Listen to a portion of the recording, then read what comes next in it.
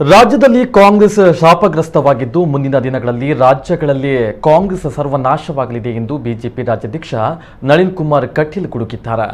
ದಕ್ಷಿಣ ಕನ್ನಡ ಜಿಲ್ಲೆಯ ಪುತ್ತೂರಿನ ಕಬಾಕದಲ್ಲಿ ನಡೆದ ವಿಧಾನ ಪರಿಷತ್ ಚುನಾವಣಾ ಸಭೆಯಲ್ಲಿ ಅವರು ಮಾತನಾಡಿದರು. ರಾಜ್ಯದಲ್ಲಿ ಕಾಂಗ್ರೆಸ್ ಸದ್ಯದಲ್ಲೇ ನಶಿಸಿ ಹೋಗಲಿದೆ. ಕಾಂಗ್ರೆಸ್ಗೆ 3 ಶಾಪ ತಟ್ಟಿದೆ.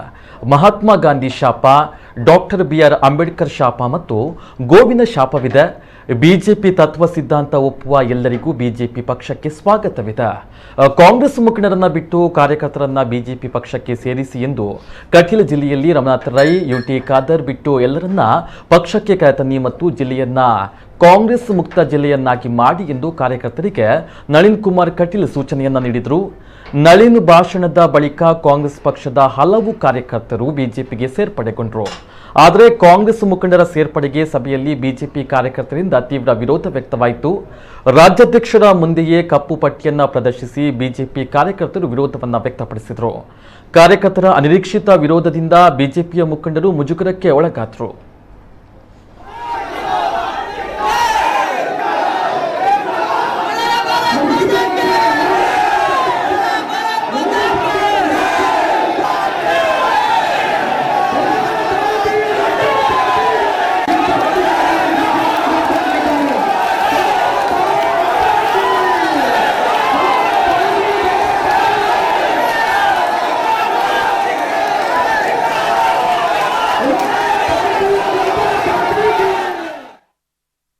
ನಮಗೆ ಕೆಲಸ ಇರುವಂತದ್ದು ಯಾವುದು? ಕಾಂಗ್ರೆಸ್ನಲ್ಲಿರುವಂತಹ ಸಾಮಾನ್ಯ ಕಾರ್ಯಕರ್ತರನ್ನು ಬಿಜೆಪಿ ಮಾಡಿ. ರಮನಾಥ್ ರೈಯನ್ನು ಮುಟ್ಟಿಗೆ ಹೋಗಬೇಡಿ, ಖಾದರನ್ನು ಮುಟ್ಟಿಗೆ ಹೋಗಬೇಡಿ. ನಮಗೆ ಬೇಕಾದಲ್ಲಿ ಇರ್ತಕ್ಕಂಥ ಕೆಲಸ ಮಾಡತಕ್ಕಂಥ ಕಾರ್ಯಕರ್ತರು, ಆ ಕಾರ್ಯಕರ್ತರ ಪಡೆಯನ್ನು ಬಿಜೆಪಿ ಮಾಡಿ ಮತಗಟ್ಟೆಯಲ್ಲಿ ಕಾಂಗ್ರೆಸ್ ಮುಕ್ತ ಮಾಡಿ ದಕ್ಷಿಣ ಕನ್ನಡ ಜಿಲ್ಲೆಯಲ್ಲಿ ಕಾಂಗ್ರೆಸ್ ಮುಕ್ತ ಮಾಡೋದಕ್ಕಾಗುತ್ತೆ. ಹಾಗಾಗಿ ಇವತ್ತು ವಾತಾವರಣ ನಮ್ಮ ಪರವಾಗಿರ್ತಕ್ಕಂಥ ವಾತಾವರಣ ಇದೆ, ಅಲೆ ನಮ್ಮ ಪರವಾಗಿರ್ತಕ್ಕಂಥ ಅಲೆ ಇದೆ. ಭಾರತೀಯ ಜನತಾ ಪಾರ್ಟಿಯ ಇವತ್ತು ವಿಶ್ವಾಸ ಜಾಸ್ತಿ ಆಗಿದೆ. ಭಾರತೀಯ ಜನತಾ ಪಾರ್ಟಿ ಮೇಲೆ ನಂಬಿಕೆಗಳು ಬರ್ತಾ ಇದ್ದಾರೆ. ಅದರಲ್ಲಿ 20 ಸ್ಥಾನಗಳಿಗೆ ಭಾರತೀಯ ಜನತಾ ಪಾರ್ಟಿ ಅಭ್ಯರ್ಥಿ ಹಾಕಿದೆ. ನಾವು 15 ಸ್ಥಾನಕ್ಕಿಂತ ಹೆಚ್ಚು ಭಾರತೀಯ ಜನತಾ ಪಾರ್ಟಿ ಕರ್ನಾಟಕದಲ್ಲಿ ಗೆಲುವನ್ನು ಸಾಧಿಸುತ್ತೆ. 15 ಸ್ಥಾನಗಳಿಗಿಂತ ಹೆಚ್ಚು ಗೆಲುವನ್ನು ಸಾಧಿಸುತ್ತೆ. ಇವತ್ತು ಮಂಗಳೂರಲ್ಲೂ ದಕ್ಷಿಣ ಕನ್ನಡ ಜಿಲ್ಲೆಯಲ್ಲಿ ಪಟ್ಟಿ ದೊಡ್ಡದಿದೆ. ಇವತ್ತು ಇಲ್ಲೂ ಬೇರೆ ಬೇರೆ ಕಾರ್ಯಕರ್ತರು ಇವತ್ತು ಭಾರತೀಯ ಜನತಾ ಪಾರ್ಟಿ ಅಂತ ಹೇಳ್ತಾರೆ. ಎಲ್ಲರಿಗೂ ವಿಶ್ವಾಸ ಮಾತನ್ನು ಹೇಳ್ತಾನೆ. ಯಾರ್ಯಾರು ಭಾರತೀಯ ಜನತಾ ಪಾರ್ಟಿಗೆ ಸೇರ್ತಾರ ಅವರೆಲ್ಲರನ್ನ ಭಾರತೀಯ ಜನತಾ ಪಾರ್ಟಿ ಗೌರವದಿಂದ ನಡೆಸಿಕೊಳ್ಳುತ್ತೆ ಮತ್ತು ಅವರು ಭಾರತೀಯ ಜನತಾ ಪಾರ್ಟಿಯಲ್ಲಿ ಒಂದಾಗಿರ್ತಾರೆ ಅಂತ. ಇವತ್ತು ಭಾರತೀಯ ಜನತಾ ಪಾರ್ಟಿ ಹಾಲು ಈಗ ಬಂದವರು ಸಕ್ಕರೆ, ಹಾಲಿನಲ್ಲಿ ಸಕ್ಕರೆ ಬೆರೆತರೆ ಏನಾಗುತ್ತೆ? ಸಿಹಿ ಆಗುತ್ತೆ. ಸಕ್ಕರೆ ಕಾಣಿಸ್ತಾ ಹಾಲು ಕಾಣಿಸುತ್ತ? ಕಾಣಿಸೋದು ಯಾವುದು? ಹಾಲ ಸಕ್ಕರೆ?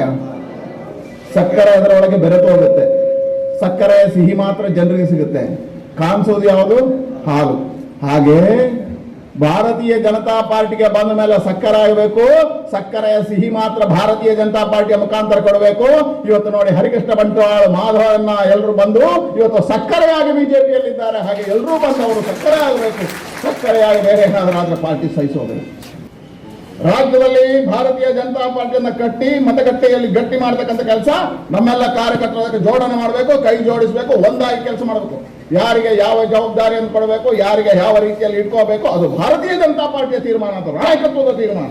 ಹಾಗಾಗಿ ಸ್ಪಷ್ಟವಾಗಿರ್ತಕ್ಕಂಥ ತೀರ್ಮಾನದ ಅಡಿಯಲ್ಲಿ ಭಾರತೀಯ ಜನತಾ ಪಾರ್ಟಿಯನ್ನು ಕಟ್ಟಿ ಬೆಳೆಸೋಣ.